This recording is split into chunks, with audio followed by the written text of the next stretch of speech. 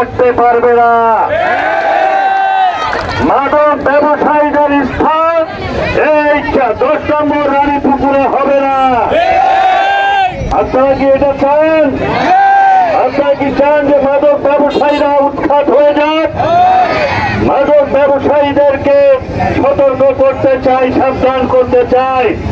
আপনি যত বড়ই ব্যবসায়ী হন না কেন, যত পয়সার মালিক হন না কেন, মাদক ব্যবসা করে বিরলে থাকতে পারবেন না। হয় আপনাকে মাদক ব্যবসা বন্ধ করতে হবে, নয় এলাকা ছেড়ে চলে যেতে হবে।